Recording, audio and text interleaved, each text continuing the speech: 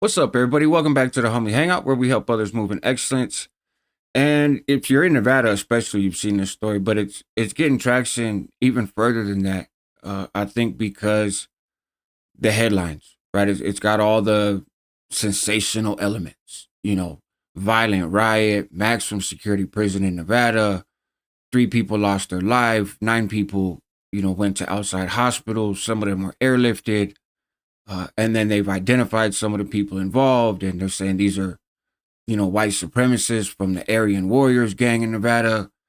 And so it has all the stuff to get people's attention, right? And then the sad reality is, in a few days, something else will replace it in the news cycle, And so I want to say up front that my condolences go out to all the people who lost their life. I'm going to talk about what happened, and explain to you what happened the other day, Tuesday, I think it was, at the prison, but then also why, right? Because that type of incident doesn't happen in a vacuum, right?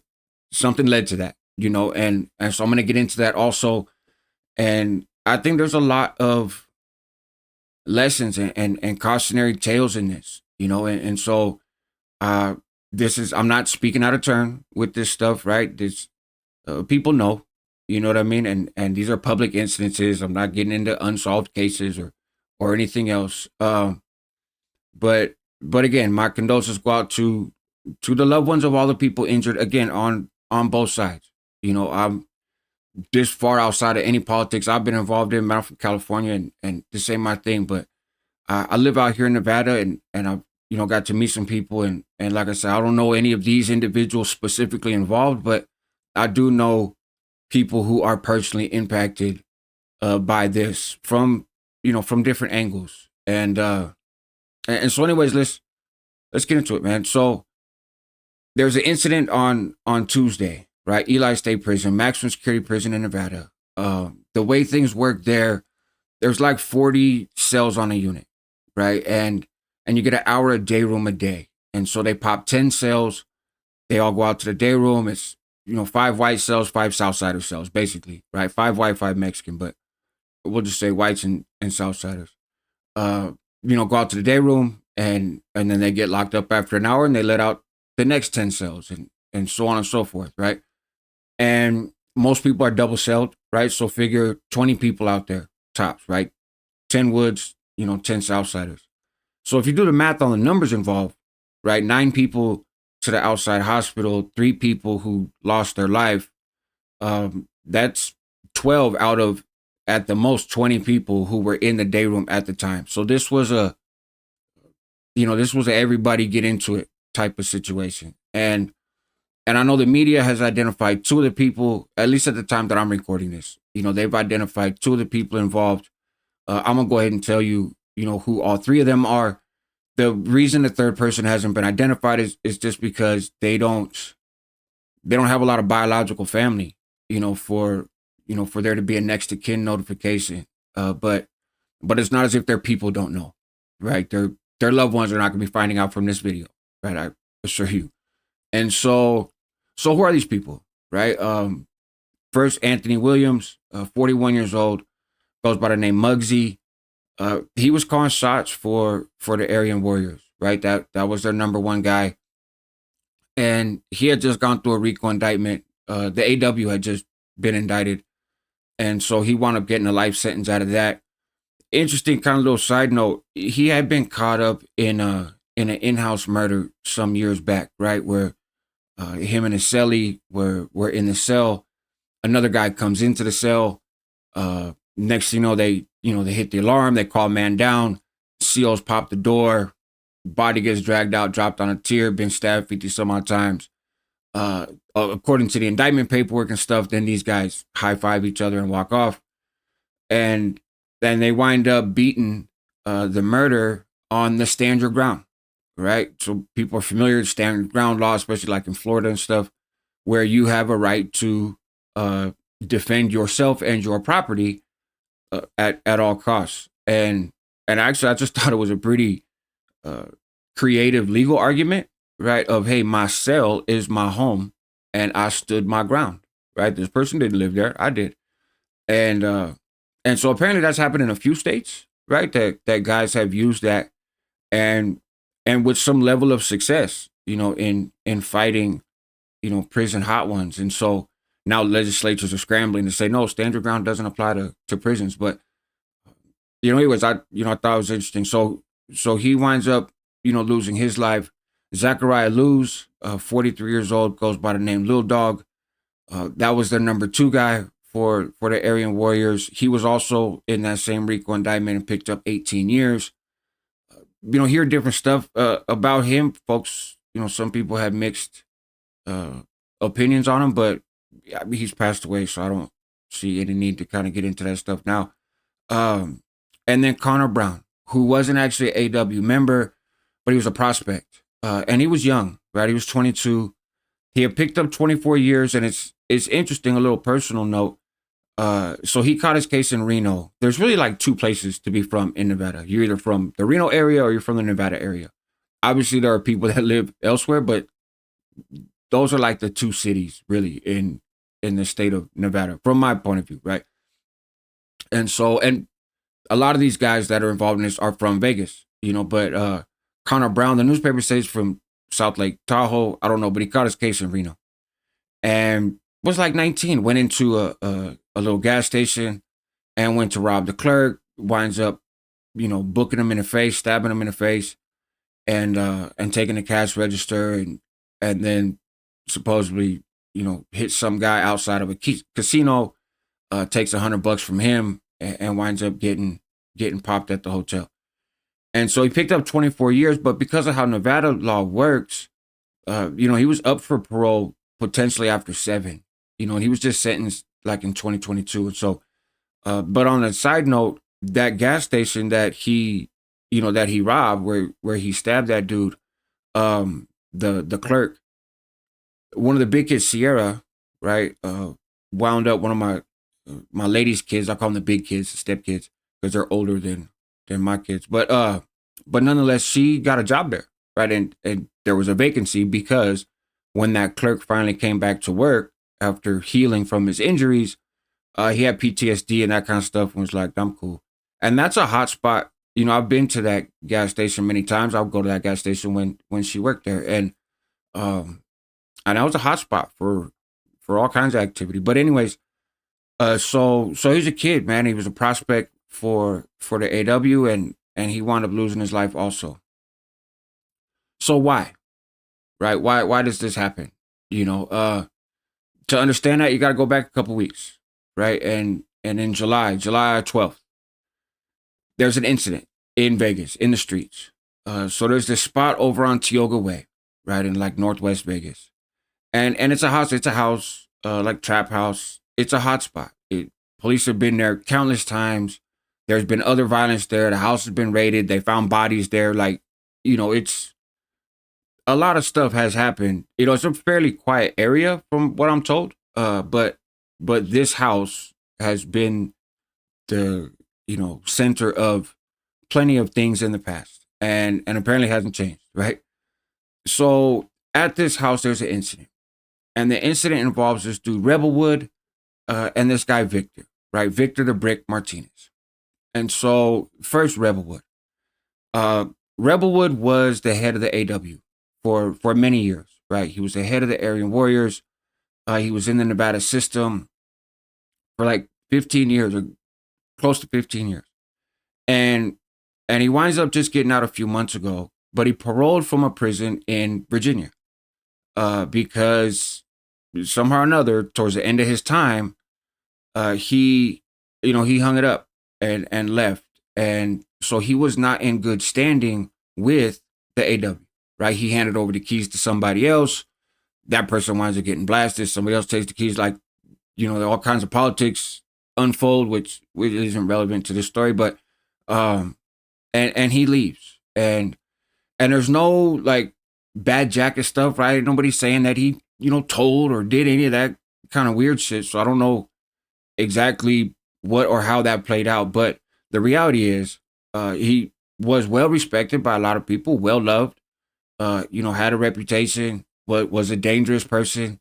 A lot of people scared of him, right? And was a very serious He was a serious dude who had done a lot of time. And and like I said, he had recently been released just a couple months ago. When he came out, he's over there in Vegas and winds up getting some of his loyalists, right? Some dudes that were still AW, but rocked with him, regardless of the fact that his status within the group was no longer valid, right? He was not a member of AW anymore. But still had a team of people that, rock with him. And a lot of groups have gone through this, right? Like this is not an unfamiliar story in general. And so, he's doing what he does. He has a little squad. Some people were concerned that there might wind up being a civil war within the AW coming up, right? Because of that. Now I think there's a concern, or are they even going to exist in the future, right?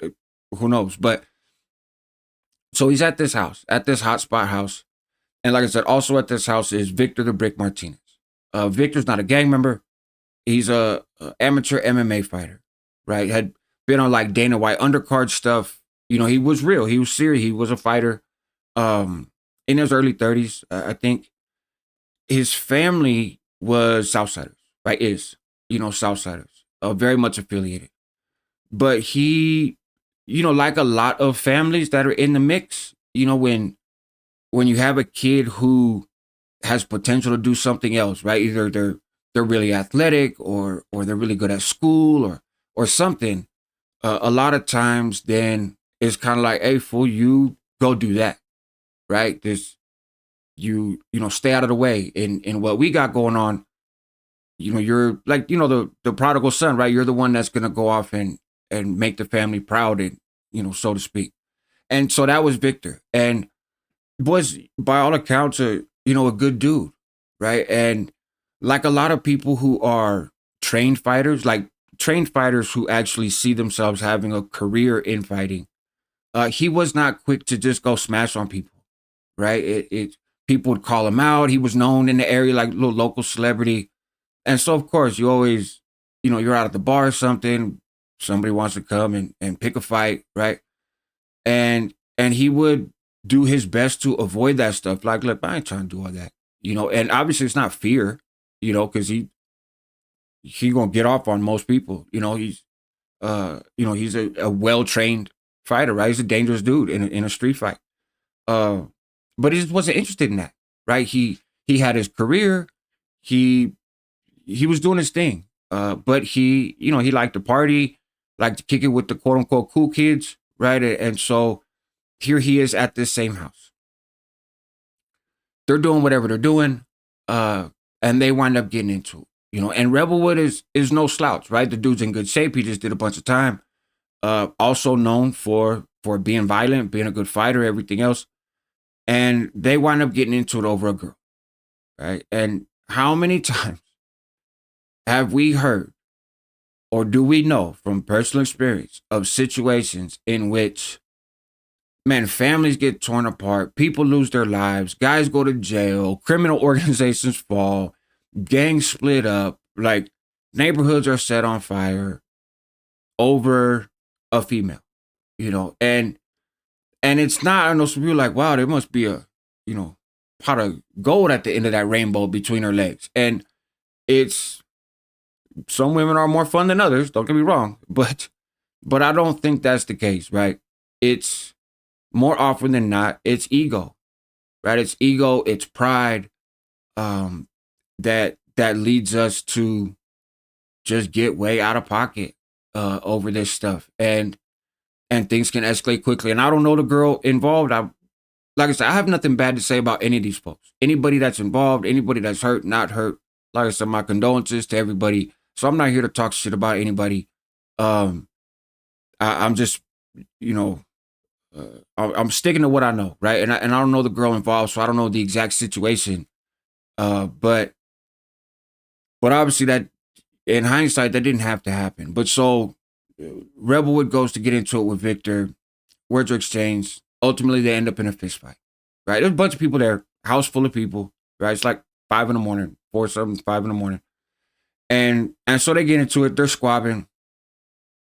Victor got the upper hand, right? He's a trained fighter. Like I said, Rebelwood's no slouch, but neither is Victor the Brick, right? And so Rebelwood pushes off of him, right? They're kind of locked up, pushes off of him, pulls out a whoop wop and starts letting off, and winds up hitting Victor twice and knocking him down. Now again, Victor is a beloved person by a lot of dangerous people, a lot of people that are living a very different lifestyle. And so he gets hit. And Rebelwood, kind of takes his eye off Victor, figures just fucking shot the dude twice, right? And Victor somehow gets his hand on something, gets his hand on a gun and turns around, shoots Rebelwood, hits him and kills him, right? So the police come. You got 2 gunshot victims. One of them's in critical condition, goes to the hospital. That's Victor. The other one is deceased. That's Rebelwood, right?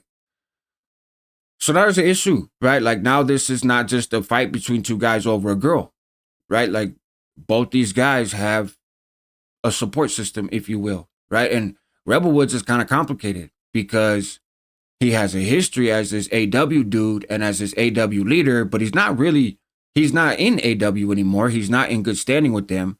But there's a lot of people within that group that are still rocking with him. And a lot of people who are like, nah, bro, like it ain't personal, but you ain't part of the group anymore.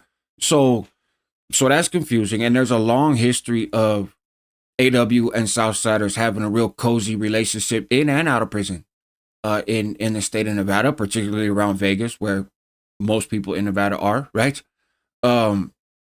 So this is complicated, right? And people are mad on both sides, right? Victor's people are mad because, hey, what the fuck, you shot him, right? There was a lot of points in here where things could have gone different, but so you got, some of the Southsiders feeling like, hey, Victor shouldn't have never been shot to begin with. This was a fight, and it was a fight that you, Rebelwood, wanted, right? So Rebelwood took it too far by shooting Victor. Then there's the folks on, Rebelwood's side that is like, hey, but he killed our friend. Like Victor's still alive. Our dude is gone. He killed him. And of course, particularly when you're in the gang life, but just in general, but especially in the gang life, you don't ever want to take an L, right? And there's a tendency to want to back your homeboys, right or wrong, and just nah. And so things get messy, and there's conversations happening, right? Where the AW is like, hey, this ain't got nothing to do with us because he's not one of us, right? So we're good, right? And you got Rebelwood's people, some of them who are AW that are like, hey, nah, before they killed the homie, we want revenge, right? It's thought that everything's kind of worked out. Like, hey, it went how it went, right? The guy who picked the fight is also the guy who winds up losing his life. There's nothing else to be done here. We'll call it a draw, so to speak. But there's some people that didn't feel that way. They go to the hospital. And, some people that are kind of Rebelwood's folks, right? His loyalists, if you will. Kind of renegade AW guys. They go to the hospital because they want to go finish off Victor. They're not satisfied. We lost, our guy's not here no more, so we're gonna make sure you're not here no more. That doesn't go over too well, right? That's especially when folks feel like they already have, everybody's dealing with their own loss, their own trauma, but now they feel like, hey, this is done, right? It's messed up situation all the way around. Shouldn't have happened, but it did. Situation's over, and then all of a sudden, no, because guys pop up wanting to make it more. And so then now a message needs to be sent, right? In their eyes. And so that's why when the doors pop on Tuesday at Ely State Prison, I wasn't there. I can't say exactly who rushed who. I think it's pretty safe looking at who lost more, right? Looking at who's deceased, right? The fact that it was the AW guys that lost their lives and very key figures for them. Probably kind of safe to assume, but it's Nevada State Prison. Like prison officials know, prison staff knows. They, seen it all. They got the rundown. But I'm just saying, for me, can assume who jumped first. And by all accounts, it just nobody saw that coming, right? That was unexpected.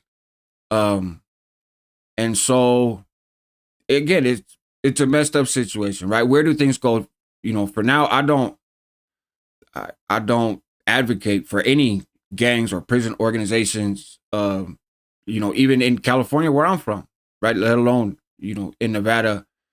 I don't think that they are healthy for our communities or for our prison systems, right? At least in California, where I know more, and I carry that thought elsewhere. So, we'll see what happens. For those less familiar with AW, it's an interesting group, right? Because at one point they wanted to link up with the California AB, just like a lot of white gangs in prisons, particularly around the West, right? They want to link up with the California Aryan Brotherhood. California brand says no. So they're basically, all right, they're fine, fuck you, right? And build their own thing.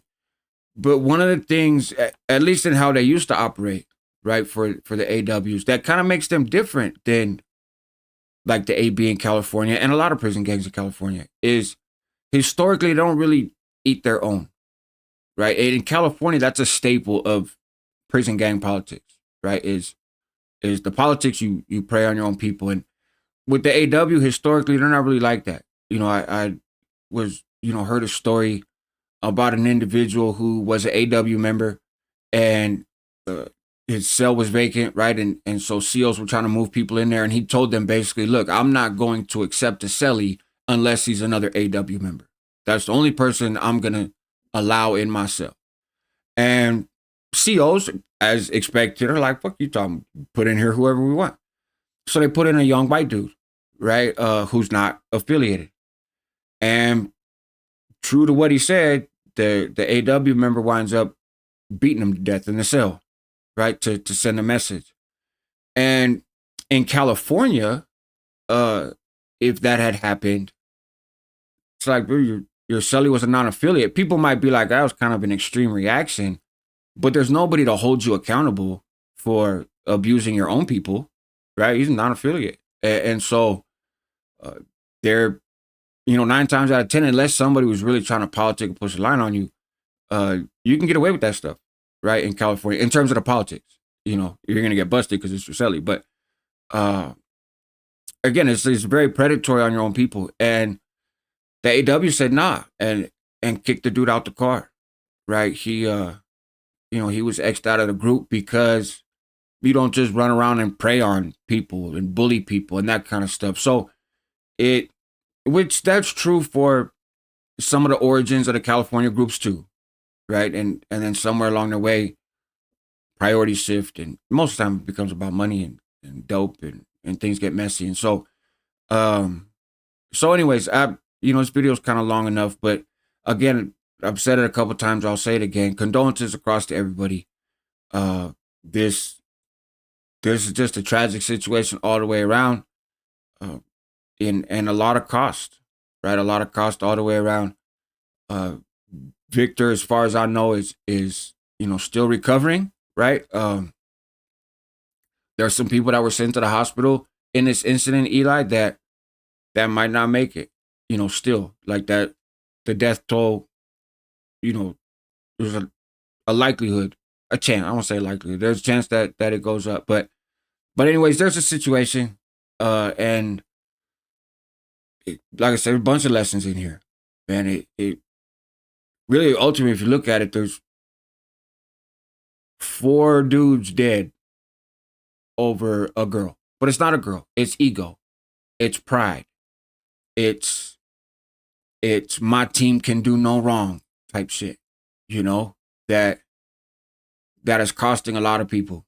And and it's avoidable. You know, it's all avoidable. So, anyways, help others move in excellence. That's what homies do. Help yourself at the same time because you're worth it. Help your community because they need you.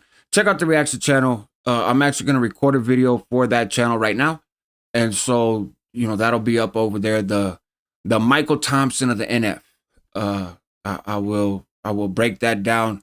More of a lighthearted story, right? We'll have some laughs. You know, this one's tragic, but stay tuned, man. You guys take care.